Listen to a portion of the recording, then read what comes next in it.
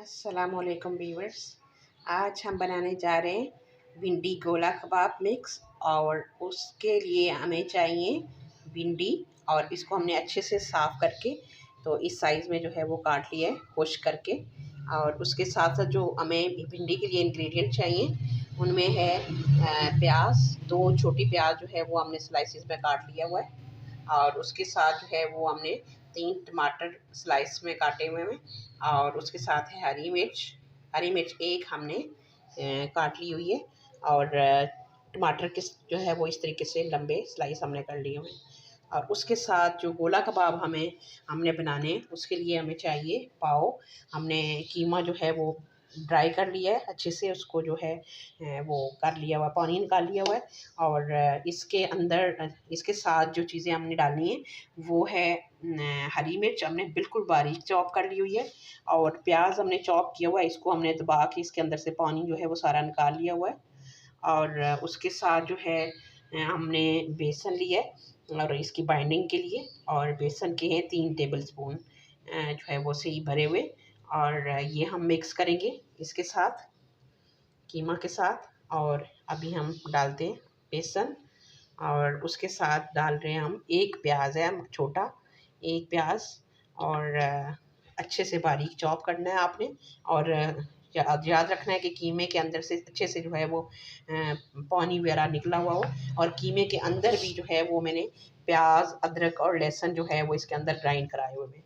और उसके साथ अब हम जो है इसमें डालेंगे अपने जितने भी मसाले। उसके लिए हम जो तीसरा हिस्सा जो है वो डाल रहे हैं मिक्स गरम मसाला पाउडर। और क्योंकि हमारे पास एक पाव है कीमा, तो इसलिए हम कम डालेंगे इसके अंदर। और एक चौथाई जो है वो हम डाल रहे हैं हल्दी पाउडर। और उसके साथ हम थोड़ी सी जो 2 चुटकी आप कह सकते हैं हम डाल रहे हैं अजवाइन। और उसके साथ जो है वो हम डाल रहे हैं 1 टीस्पून खुश्क धनिया पाउडर। और उसके साथ नमक हम डालेंगे 1 टीस्पून, 1 टीस्पून नमक। और सुर्ख मिर्च जो है वो भी हम डाल रहे हैं 1 टीस्पून। और क्योंकि हमने हरी मिर्च भी डाली हुई है तो इसलिए हम सुर्ख मिर्च जो है वो टीस्पून डालेंगे, ताकि वो फिर दोनों तरफ से जो है वो हमारा बराबर हो जाएगा। मिर्च इतनी तेज़ नहीं होगी। अगर आप तेज़ खाना चाहते हैं, स्पाइसी ज़्यादा करना चाहते हैं, तो फिर आप इसको यहाँ पर ज़्यादा स्पाइसी कर लें। और अब हम इसको अच्छे से जो है वो मिक्स कर लेंगे। और इसको अच्छे से मिक्स करके तो फिर हम इसको रख लेंगे।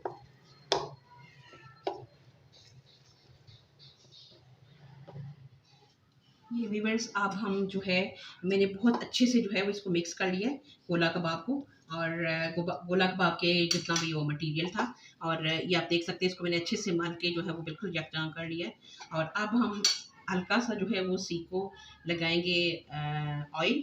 और मैंने ऑयल जो है वो गोला कबाब के अंदर नहीं डाला। आपने जो है वो इसके अंदर, अगर आपके गोला कबाब में चर्बी नहीं है तो फिर आप ज़रूर जो है वो इसमें 2 टेबल स्पून जो है वो ऐड कर लें इसके अंदर ऑयल को। या घी डाल लें तो वो ज़्यादा मज़े के बनते हैं, सॉफ्टी बनते हैं। तो घी का इस्तेमाल करें तो ज़्यादा अच्छी बात है गोला कबाब में। तो अभी मैं जो है वो फ़िलहाल चूँकि मैंने चर्बी डलवा के ये कीमा बनवाया था, तो इसलिए मैं इस तरीके से जो है, मैं ऑयल नहीं डाला इसलिए कबाब के अंदर। और इस तरीके से मैं गोला कबाब बना के और इसको निकाल के प्लेट में रखती जाती हूँ इस तरह से। ये व्यूअर्स, हम जो है वो गोला कबाब इस तरीके से बना रहे, ऐसे अच्छे से जो है वो इसको बना के तो मैं प्लेट में रखती जा रही हूँ। इनको फ्राई करेंगे, हम अच्छे से फ्राई करके तो फिर आगे जो है वो भिंडी को साथ बनाएंगे। और मैं आपको बताने जा रही हूँ कि आज बहुत ही मज़े की जो है वो हमारे भिंडी गोला कबाब बनेंगे। और थोड़ा सा हाथ को ऑयली कर लें। और उसके साथ फिर आप जो है वो कीमे को अच्छे से पहले यूँ बना के तो फिर इसको इस तरीके से ये अंदर से गुजार के, ताकि अच्छे से अंदर से तक जो है वो पके। ये वीवर्स हमारे गोला कबाब जो है वो बिल्कुल रेडी हैं। अभी हम इनको अच्छे से तल लेंगे और उससे पहले जो है हम अपनी भिंडियाँ जो रखी हुई हैं साफ़ करके काट के उनको भी साफ कर लेते हैं। मैंने ऑयल चढ़ा दिया हुआ है और अभी हम भिंडियाँ तलते हैं। हमने ऑयल जो है चढ़ाया हुआ था और वो गर्म हो चुका है और अब हम भिंडी डालेंगे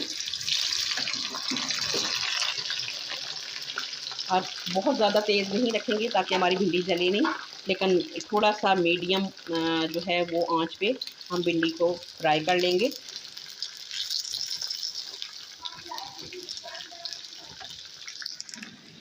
ये व्यूअर्स अभी हमारी भिंडी जो है वो तली गई है और अब हम इसको अच्छे से पहले ऑयल यहीं पर निकालेंगे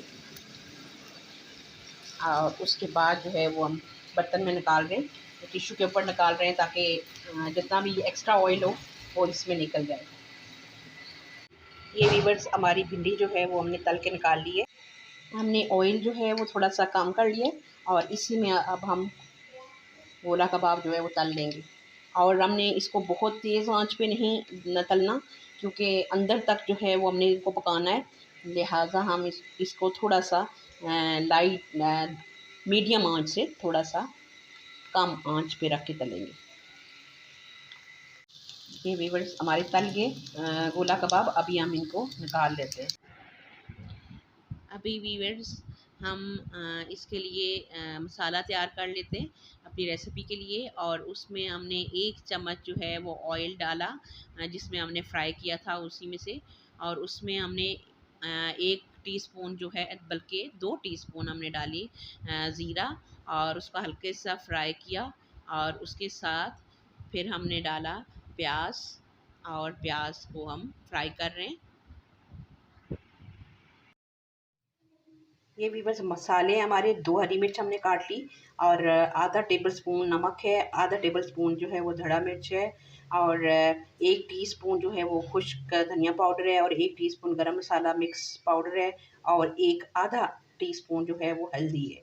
ये अब हमारे मसाले हम डालेंगे साथ और उसके साथ हमारे गोला कबाब जो है वो। दूसरी तरफ हमारा प्याज जो है वो हल्का हल्का सा जो है हमने फ्राई किया और इसको हमने कोई गोल्डन नहीं करना, लाइट ब्राउन नहीं करना, हमने इसके साथ ही हल्का सा जो है वो फ्राई करने के बाद उसके साथ हम डाल रहे हैं टमाटर और टमाटर को भी हम हल्का सा फ्राई करेंगे, बहुत ज़्यादा फ्राई नहीं करेंगे और साथ हम डाल रहे हैं हरी मिर्च को काट के रखी हुई थी और इसको थोड़ा सा फ्राई कर लेंगे और फिर बाकी हम अपने इस पॉइंट पर अब हम डाल रहे हैं मसाले।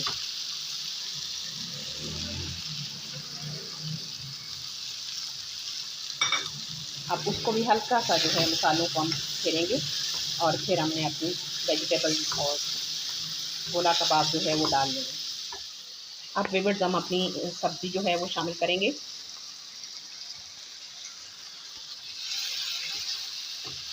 और उसके साथ ही हम गोला कबाब मिक्स करेंगे।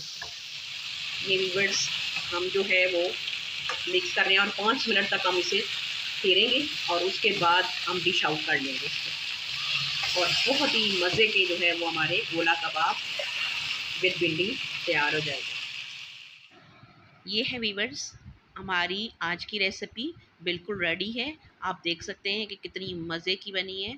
आप भी इस रेसिपी को ज़रूर ट्राई करें, बहुत ही मज़ेदार और बहुत ही यमी तैयार हुई है और उसके साथ आप चपाती के साथ खाएं, नान के साथ खाएं, बहुत ही इंजॉय करेंगे और उसके साथ ही साथ आप अपना और अपने प्यारों का बहुत सारा ख्याल रखें जिसके साथ हमारे रिश्ते बहुत ही खूबसूरत और बहुत ही अच्छी और पुरसुकून ज़िंदगी गुजरती है और उसके साथ हमें भी अपनी दुआओं में हमेशा शामिल रखें और उसके साथ ही साथ हम इंशाल्लाह मिलते हैं एक नई और बहुत ही मज़ेदार और यमी रेसिपी के साथ। तब तक के लिए अल्लाह नेगेबान।